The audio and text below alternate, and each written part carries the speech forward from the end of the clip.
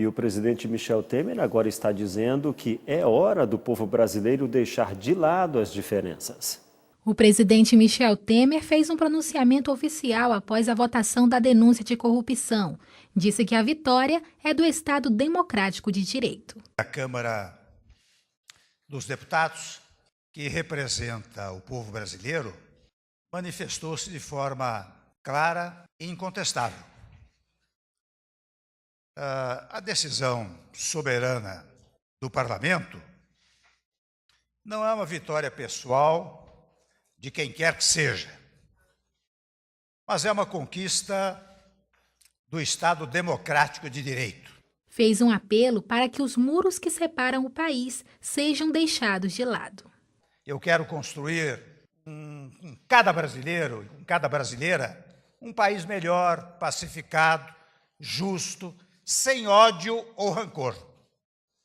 Nosso destino inexorável é ser um grande país. Portanto, é preciso acabar com os muros que nos separam e nos tornam menores.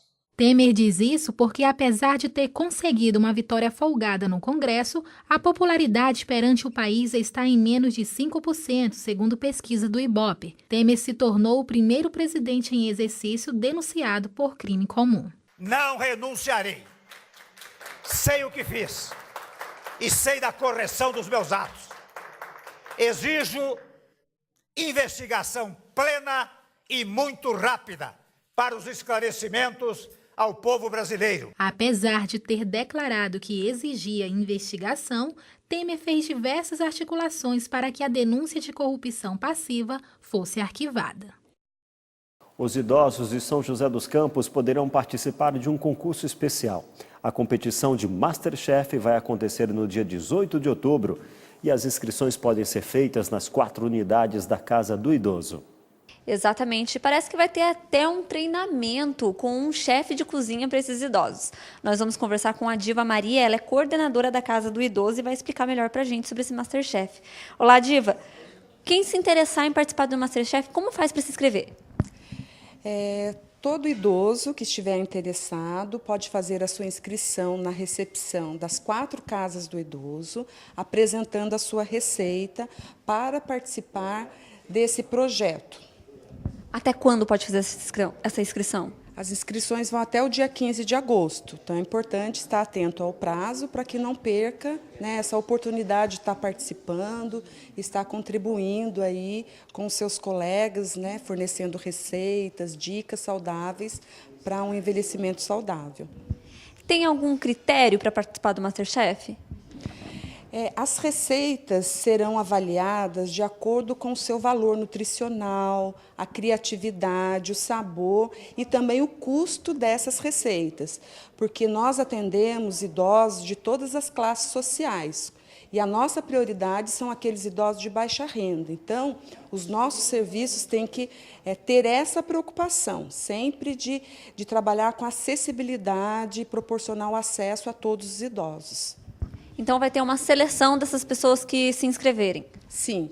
A nutricionista de cada casa do idoso, né, constituirá uma equipe com outros profissionais da casa e eles avaliarão esses quesitos na hora da seleção. Explica melhor para a gente sobre essa questão deles participarem de alguma instrução com o chefe de cozinha. Quando isso vai acontecer? Qual o intuito? Então, essa orientação nutricional ela já ocorre diariamente, né, através das nutricionistas, seja individualmente ou em grupo.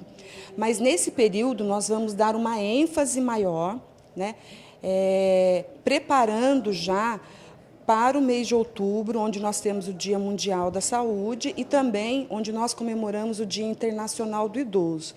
Então, haverá uma ação mais intensiva nessa proposta socioeducativa de orientação aos idosos. E os participantes vão precisar levar algum ingrediente, alguma coisa no último dia do MasterChef? Não, todo o material necessário será fornecido e custeado pela Casa do Idoso. Aqui é um serviço público, né?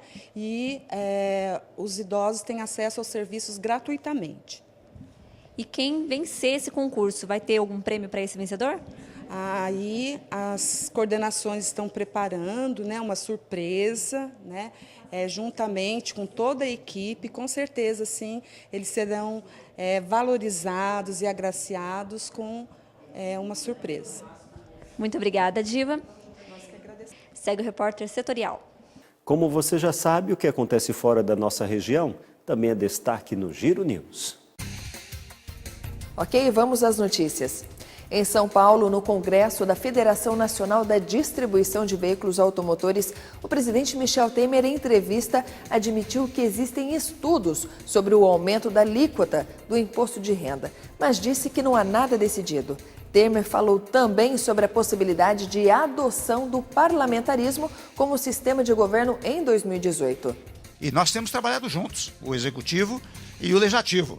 Então não é improvável que este exemplo que nós estamos dando possa, em breve tempo, converter-se num sistema semipresidencialista ou semiparlamentarista, do rótulo aí, pouco importa. Agora, há de ser um sistema parlamentarista do tipo português ou do tipo francês, em que também o presidente da República, sobre ser eleito diretamente, ainda tem uma presença muito significativa no espectro governativo. Eu, se pudesse vir em 2018, seria ótimo, mas se não vier em 2018, o tempo é curto, né? Quem sabe prepara-se para 2022. No Brasil, as vendas de veículos no mês de julho aumentaram em 1,9%. Foram vendidas 184.800 unidades contra as 188.400 de julho de 2016. Essa afirmação é da Associação Nacional dos Fabricantes de Veículos Automotores, a Anfávia. Já as exportações, o mês de julho registraram queda de 2,4%, ao passar de 67.360 para 65.722 unidades. E já eu volto com outras notícias aqui da nossa região. Até já! Chegou a hora de você acompanhar a entrevista especial de hoje.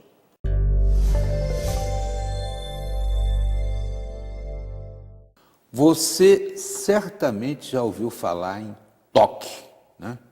Mas não é tocar nas pessoas, não. Estou falando do toque, que é um transtorno obsessivo. São pessoas que ficam com, sei lá se eu posso falar, em mania, né?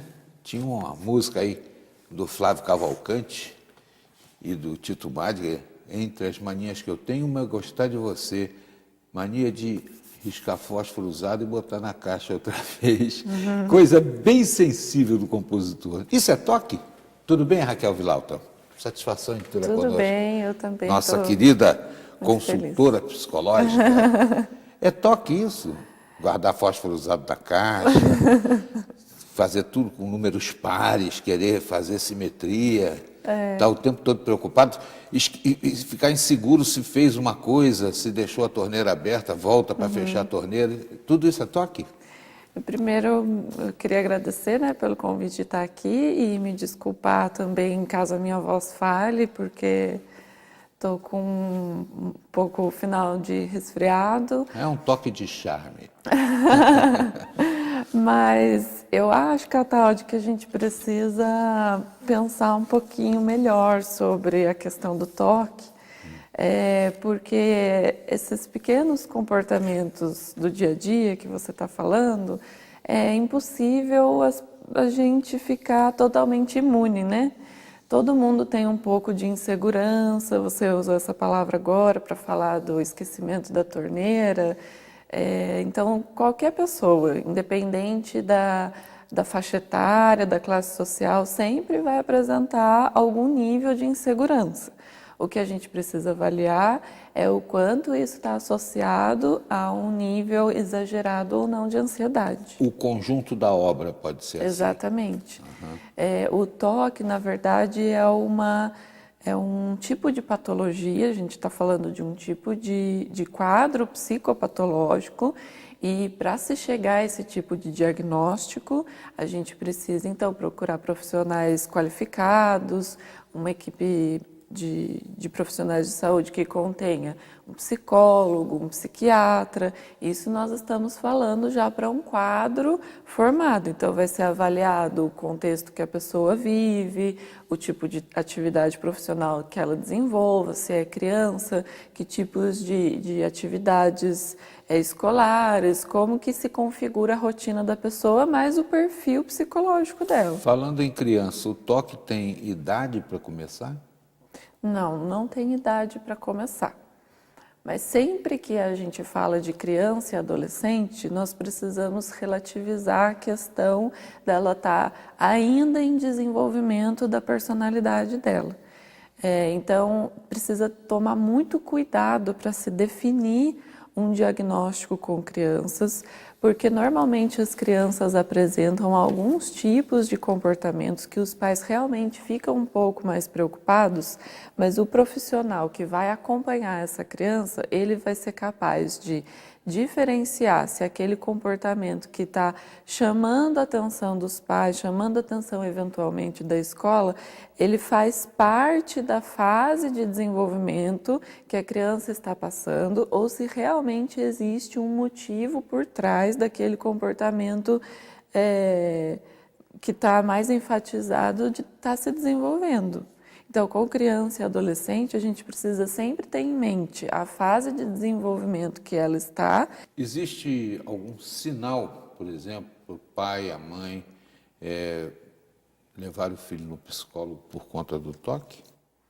Quando a gente fala de transtorno obsessivo compulsivo, nós estamos falando de pessoas, independente da faixa etária, que são invadidas no seu pensamento por ideias, imagens, representações que geram algum tipo de angústia.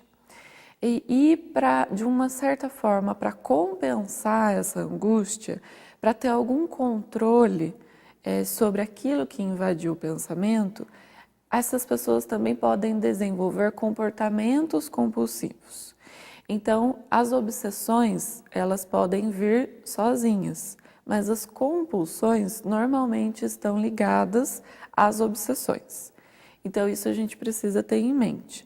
A gente precisa ter em mente que os pais devem sim ligar o sinal de alerta caso eles notem que a criança está desenvolvendo algum comportamento repetitivo, ou de certa forma, se ela fica mais entristecida, mais amedrontada, quando acontece alguma situação que sai realmente do controle dela, do que ela esperava, e ela se desorganiza muito. Então, a gente está falando de um quadro patológico que precisa necessariamente envolver um nível de angústia muito grande, um nível de ansiedade. E isso ninguém melhor que os pais ou os responsáveis, os cuidadores pela criança para notar. Nós estamos conversando com a Raquel Villalta, ela é psicóloga, nos ajuda aqui com suas reflexões e vai aprofundar essa questão com a gente já, na volta da entrevista. Vai falar sobre a possibilidade de um quadro de toque numa criança acabar favorecendo a que surja uma atmosfera de bullying em torno dela. Nós voltaremos a esse assunto já.